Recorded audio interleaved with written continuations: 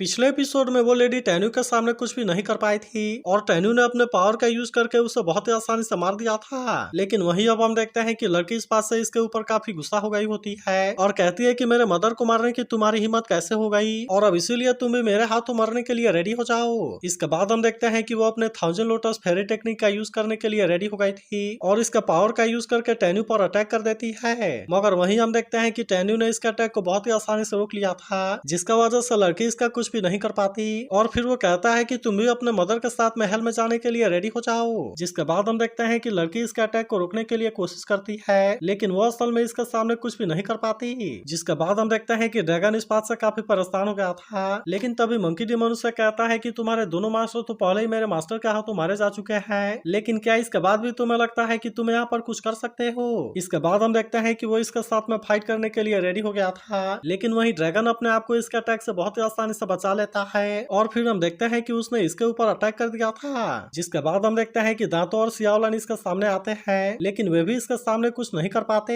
तभी ड्रैगन कहने लगता है कि तुम अभी तक भी मेरे सामने जिंदा हो और इसीलिए ऐसा लगता है कि तुम्हारे पास में असल में गोल्डन ड्रैगन और डिमन ड्रैगन की एनर्जी है। तब इस पर मंकी डीमन कहता है कि तुम तो इसके बारे में बहुत ही आसानी से जान गए, लेकिन चलो मैं तुम्हें मारने से पहले तुम्हें और भी चीज के बारे में बता देता हूँ। और फिर वो इसे बताता है कि सियावलन असल में डिमन ड्रैगन के लाइन की डिसेंडेंट है, जबकि दांतों के पास में गोल्डन ड्रैगन की एनर्जी है और मेरे पास में डिमन ड्रैगन की एनर्जी है। लेकिन वहीं हम देखते हैं कि उस ड्रैगन को अभी भी इसके बारे में कोई चिंता नहीं होती और वो कहता है कि तुम्हारे पास में केवल उनका ब्लड लाइन है, इसीलिए तुम कोई ओरिजिनल ओनर नहीं हो, जिसका वजह से मैं तुम्हें अभी भी बहुत ही आसानी से मार सकता हूँ। मगर तभी इसी वक्त हम देखते हैं कि टैन्यू भी यहाँ पर आ गया था और फिर उससे कहता है कि क्या सच में। लेकिन अब इसे देखते ही ड्रैगन जान जाता है कि ये तो असल में सुप्रीम होंगमैंग का रिइंकार्नेशन है, जबकि उसके बगल वाली लड़की उसके वाइफ की रिइंकार्नेशन। फिर वो मैंगो को देखते हुए कहता है कि ये तो सेलेस्टियल क्लैन के लीडर की रिइंकार्नेशन है, जबकि वहीं उधर यूकिन के पास में होंग वांग की इनहेरिटेंस है। अब इसके वजह से उसे समझ में आ गया था कि उसके जीतने का चांस बहुत ही कम है, इसीलिए हम देखते हैं कि वो टैन्यू के सामने अपने जान की भीख मांगने लगा था और कहता है कि मैं आपको सर्व करने के लिए रेडी हूँ। इसके अलावा जब आप फेरी रिल में वापस आएंगे तब वहाँ पर मैं बदला लेने में आपकी हेल्प करूंगा। लेकिन वहीं हम देखते हैं कि टैन्यू इसकी बात मानने वाला नहीं होता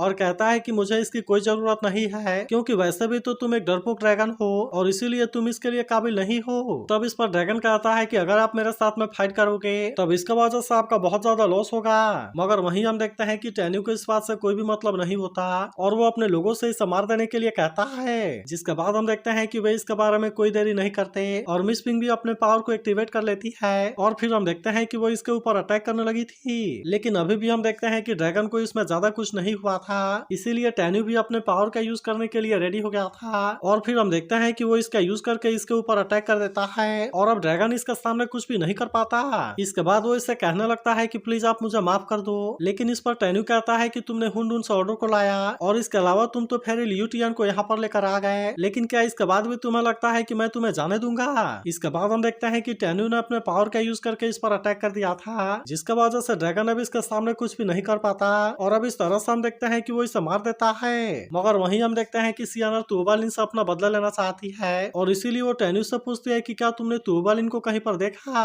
तब इस पर टैन्यू कहता है कि वो भी यहाँ पर आता ही होगा, क्योंकि वो इतने बड़े अपॉर्चुनिटी को मिस नहीं करेगा। जिसके बाद हम देखते हैं कि टैन्यू की बात पूरी तरह से सही होती है और वो सीनियर ताओ और उसके लोगों के साथ में यहाँ पर आ गया था। फिर वो कहने लगता है कि टैन्यू तुम तो मेरे बारे में काफी अच्छे से समझते हो, लेकिन मैंने भी अभी अभी बहुत बड़े सीक्रेट के बारे में सुना और इसीलिए ऐसा लगता है कि तुम्हारी आइडेंटिटी बहुत ही एक्स्ट्राऑर्डिनरी है। मगर तभी हम देखते हैं कि सियाना इसके ऊपर काफी गुस्सा हो गई थी और कहने लगती है कि तुमने टैन्यू के बेस में मेरे फादर को मारा था, इसीलिए जब तक मैं तुम्हें अपने हाथों से नहीं मारूंगी मेरा गुस्सा शांत नहीं होगा। लेकिन फिर भी हम देखते हैं कि तुबालिन को इसके बारे में कोई चिंता नहीं होती और वो उससे कहता है कि तुम्हें इसके बारे में इतना जल्दीबाजी करने की कोई जरूरत नहीं है, क्योंकि अगर तुम मुझे मारकर अपना बदला लेना चाहती हो तो इसके लिए सबसे पहले तुम्हें सीनियर ताओ से पूछना होगा। जिसके बाद हम देखते हैं कि सीनियर ताओ टैन्यू के ऊपर काफी गुस्सा हो गया था और कहता है क्या तुम्हें याद है कि तुमने मेरे बेटे को मेरे ही सामने मारा था। तब इस पर टैन्यू से कहता है कि उसने हुआंगफो सेक्टर पर अटैक करने के लिए जिन क्लैन का हेल्प किया था, इसीलिए उसे मौत की पनिशमेंट बिल्कुल ही सही है। लेकिन अब तो तुम भी अपने बीस्ट क्लैन के आर्मी को लेकर यहाँ पर आ गए हो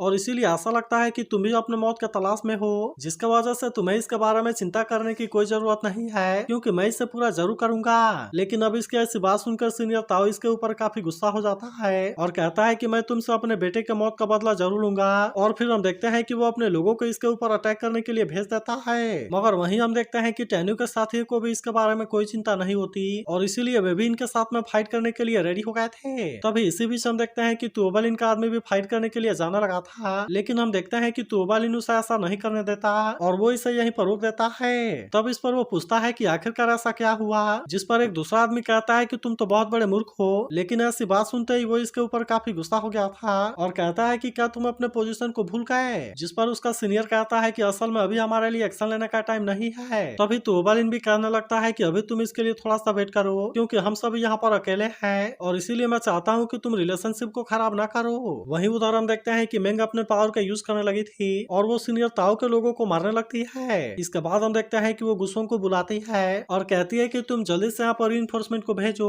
ताकि हम इस एरिया को चारों तरफ से घेर सकें। जिसके बाद हम देखते हैं कि वे भी उसकी बात मानने के लिए रेडी हो गए थे। वहीं उधर हम देखते हैं कि सियाना भी अपने पावर का यूज करके इनको मार रही थी और कहती है कि जो भी मेरे रास्ते में आएगा वो मारा जाएगा। फिर हम देखते हैं कि वो तुओबालिन के ऊपर अटैक करने के लिए जाने लगी थी और कहती है कि मैं तुम्हें अपने हाथों से जरूर मारूंगी। लेकिन फिर भी हम देखते हैं कि तुओबालिन को कोई डर नहीं होता और वो एक लड़की को इसका सामना करने के लिए भेज देता है, जो कि अपने पावर से इसके ऊपर अटैक करने की कोशिश करने लगी थी। लेकिन तभी हम देखते हैं कि तुओबालिन का वो आदमी फिर से बेचैन होने लगा था और फिर पूछता है कि क्या मैं भी उसकी हेल्प करने के लिए जाऊं। लेकिन इस पर तुओबालिन कहता है कि तुम्हें इसके लिए जल्दीबाजी करने की कोई जरूरत नहीं है और इसीलिए तुम अभी इसके लिए वेट करो। वहीं हम देखते हैं कि मंकी डीमन सीनियर ताओ पर अटैक करने के लिए चला गया था, जहां वो कहने लगता है कि तुमने तो बिल्कुल भी कोई इंप्रूव नहीं किया और इसीलिए ऐसा लगता है कि तुम्हारा बेटा ही तुमसे अच्छा था। लेकिन अब इसके ऐसी बात सुनकर सीनियर ताओ इसके ऊपर गुस्सा हो जाता है और कहता है कि चलो सबसे पहले मैं तुम्हें ही मारता हूँ। जिसके बाद हम देखते हैं कि मंकी डीमन इसके अटैक को रोकने के लिए कोशिश करता है, लेकिन फिर भी वो इसके सामने कुछ नहीं कर पाता।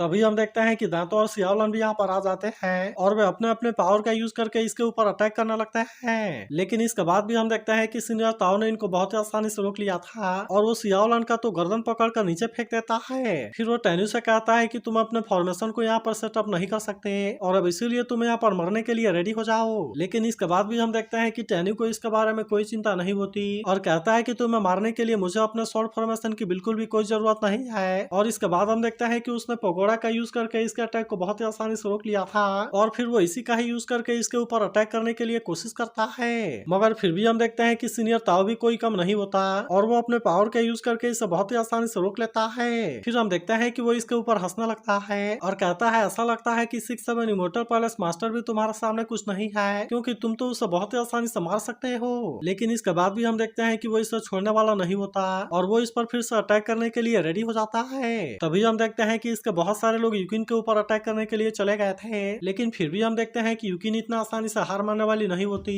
और वो अपने स्काई डिस्ट्रॉयर वॉइड वाले पावर का यूज करने के लिए रेडी हो जाती है। मगर वहीं हम देखते हैं कि सीनियर ताओ के लोग भी इतना आसानी से हार मानने वाले नहीं होते और कहता है कि अगर तुम इतना पावरफुल भी हो तो क्या हुआ, लेकिन इसके बाद भी तुम्हारी सारी मेहनत बेकार जाएगी। मगर तभी इसी वक्त हम देखते हैं कि मिस पिंग भी यहाँ पर आ गई थी, जो कि अपने स्पेस एंड टाइम वाले बैरियर का यूज करने के लिए रेडी हो जाती है। जबकि वहीं हम देखते हैं कि यूकी ने भी अपने पावर को एक्टिवेट कर लिया था और जब वो इसका यूज करके अटैक करती है तो कोई भी कुछ नहीं कर पाता। तभी मिस पिंग यूकिन के पास आकर कहती है कि तुम इतनी इंजर्ड हो गई हो और इसीलिए मैं चाहती हूँ कि तुम खुद को रिकवर करने के लिए चली जाओ। लेकिन हम देखते हैं कि यूकिन ऐसा नहीं करती और वो इसका साथ मिलकर बाकी लोगों को मारने के लिए चली जाती है। वहीं उधर हम देखते हैं कि जियान भी अपने पावर का यूज करने लगी थी और वो इनके अटैक से अपने आप को बचाने लगती है। फिर वो कहने लगती है कि तुम्हारा ब्रोकन फॉर्मेशन तो टैन्यू के फॉर्मेशन का सामने कुछ भी नहीं है और इसीलिए जो कोई भी आगे आने की कोशिश करेगा वो मेरे हाथों यहाँ पर मारा जाएगा। लेकिन तभी हम देखते हैं कि इन लोगों ने बिस्ट सोल का अटैक कर दिया था, जिसका वजह से जियान इसे रोकने के लिए कुछ भी नहीं कर पाती और फिर हम देखते हैं कि वो इसमें इंजर्ड होकर नीचे गिर जाती है। तो अगर एक्सप्लेनेशन अच्छी लगी हो तो इस वीडियो को लाइक और इस पर एक कमेंट जरूर कर देना और अगर आप इसके अगले एपिसोड के लिए भी एक्साइटेड हो तो इसके बारे में जरूर बताना।